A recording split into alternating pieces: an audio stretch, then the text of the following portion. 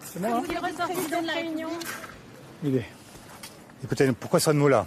Nous sommes là parce que depuis une semaine, nous assistons à une crise interne à la majorité. Dimanche soir, Bruno Retailleau est sorti du gouvernement. Lundi matin, on apprenait que l'UDI partait de la majorité. Puis nous avons découvert que Gabriel Attal ne faisait plus confiance au président de la République. Puis que Édouard Philippe considérait que le président devait démissionner. Et c'est la raison de la crise dans laquelle nous sommes entrés.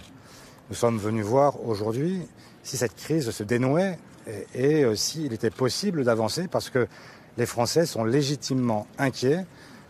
Un pays qui n'est plus gouverné, qui n'est plus dirigé, une majorité qui a volé en éclats. Et donc, nous espérions comprendre ce qu'il se passait. Le président de la République a d'ailleurs posé en ces termes le débat, en expliquant, en demandant qui était dans la majorité, qui n'y était pas.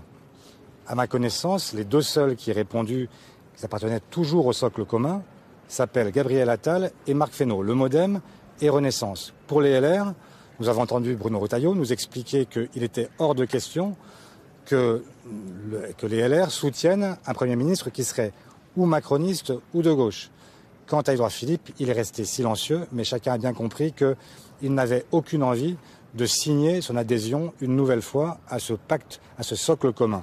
C'est donc la raison pour laquelle nous étions parfaitement légitimes à réclamer un Premier ministre de gauche, ce à quoi, vous l'avez compris avec ceux qui nous ont précédés, le président n'est pas prêt à accéder. Maintenant, en son âme et conscience, il devra nommer dans les prochaines heures et nous verrons bien ce qu'il fait.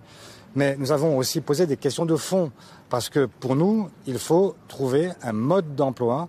Quand nous avons un Parlement qui est un Parlement parfaitement légitime, les Français se sont déplacés plus que jamais l'an passé pour élire les parlementaires qui sont désormais au Parlement. Et donc, quel est le mode d'emploi que nous voulons utiliser? Nous avons demandé qu'il n'y ait plus de 49.3. Ça paraît acquis. Mais nous avons demandé aussi à ce que tous les sujets soient sur la table et qu'il n'y ait aucun sujet interdit, ni sur le pouvoir d'achat, ni sur les retraites, ni sur aucun sujet. Ça suppose que le pouvoir d'initiative soit dans les mains de la gauche. Et si ce n'était pas le cas, eh bien que l'exécutif accepte de poser ces débats. Nous n'avons reçu là encore aucune réponse. Il n'y a aucune réponse claire du chef de l'État. Aucune. Il a simplement évoqué le fait qu'on pourrait reculer la mise en œuvre de la réforme des retraites, ce qui n'est pas notre demande. Nous avons demandé la suspension de la réforme des retraites, à la fois l'âge légal et le nombre de trimestres cotisés. Pour l'instant, nous n'avons reçu aucune réponse, je le répète.